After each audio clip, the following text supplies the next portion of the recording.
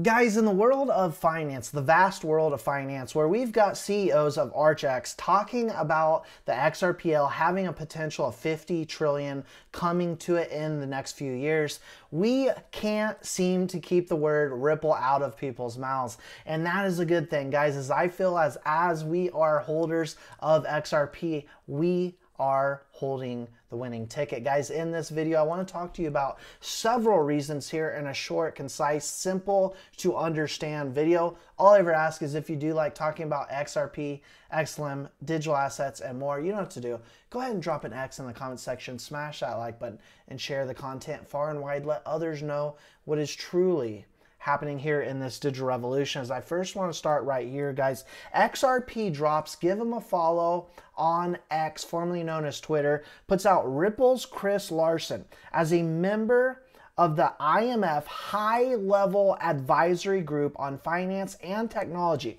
We have, guys, 13 members here who are highly experienced experts and respected leaders in the field of finance and technology.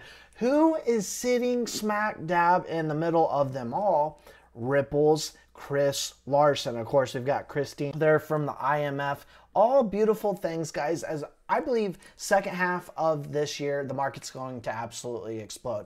Every indicator out there, especially looking at past cycles, will point to, when you take a look at it and do a deep dive, the market to have a big run second half of the year. We know that spot ETFs in Hong Kong are now on, and we just found out here today, guys, that Australia is set to approve spot Bitcoin ETFs this year. So we are going to see a flood of volume come into the market, as it is now a domino effect. Now, who is the single best player in this market? In my personal opinion, that's going to go after several markets: the stablecoin market, cross-border payments market, and also custody market, crypto custody market. That would be Ripple. Now, as I stated, guys, before, we are on the winning team, as no one can seem to keep the name Ripple out of their mouths.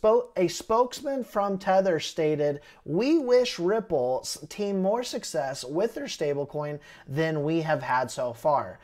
USDT put out a comment stating, "We don't care about the usage of USDT in the US and Europe."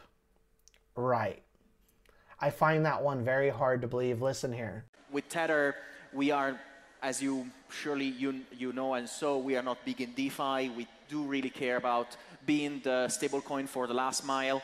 So we focus on the adoption in the real world. So payments, remittances. We don't care about the usage of USDT in Europe and the US. We don't think Europe and US are a good market for us, and in general for stablecoins. That is our own opinion. So we devoted our energies to focus on emerging markets, developing countries where there are 30 billion people that don't have bank accounts, not because they are bad people, but because they are left behind by the traditional banking system that consider these guys too, too poor to be of their interest, too poor to be able to milk them out of commissions. And so we want to give to these people, these great people, an opportunity to hold their checking account on their smartphone. Simple as that. That is Tether in 2 minutes. Again, guys, USDT doesn't want or care about business in the US. That's completely fine. I'm okay with it, as I believe Ripple is going to scoop up a ton of it, but it just so happens that Ripple is working all over the world as well. And so when we take a look at what Ripple's strategy has been, it is to be with the big international banks to help move money all over the world. But you have to understand, they are able and very capable of moving retail money as well. But when we take a look at retail money, there's one player out there that some people tend to forget, and that is Stellar. As Mr. Man puts out, Stellar CBDC rails are playing a key role in the development of CBDCs in Southeast Asia, particularly in Indonesia. Stellar is playing a key role in the CBDC development in Southeast Asia, have been for a long time. We know they're in several continents, a lot of countries out there. We know Franklin Templeton is working with them incredibly closely. They've got the Benji token upgrade for institutional investors. 330 million, guys, tokenized on who? They chose Stellar. And so now, guys, as we see Medico has fully been consumed by Ripple, they will dominate in the custody business. They will dominate in cross borders, as we talked to you recently about the hundreds of banks they are working with 1,700 NDAs on the way to be revealed. We've got Brad Garlinghouse saying this. Well, as was introduced, my name is Brad Garlinghouse. I have the good fortune of being the CEO at Ripple. For those of you not familiar with Ripple, Ripple sells a set of technologies to banks and other financial institutions that dramatically accelerate the ability for banks and regulated financial institutions to settle transactions between each other. We have a series of products ranging from fiat to fiat transactions, also transactions leveraging digital assets.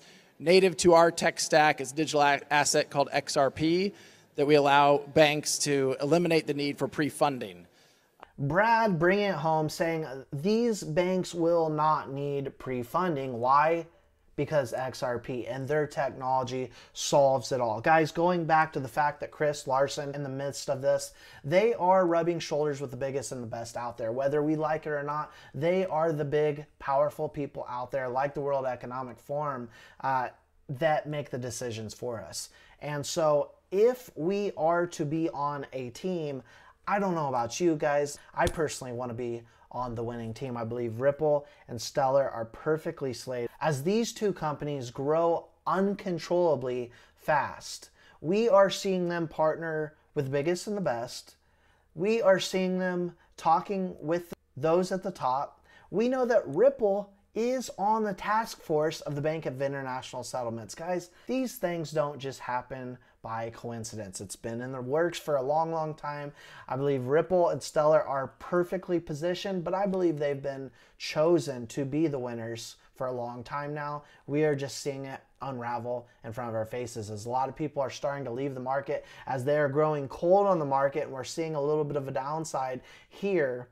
The market's about to heat up in a big way. Simple economics tells us, and past cycles tell us, what is going to happen later this year with the demand of the Bitcoin halving starting to tick away. As demand stayed the same, supply is decreasing. Also, having people like the CEO of Ripple, Brad Garlinghouse, coming out and saying that we will double in size this year, which I believe he nailed it on that one. Hats off to you guys for doing your due diligence, staying the test of time, and waiting this out until the fireworks go off. And I'll see you all in the next one.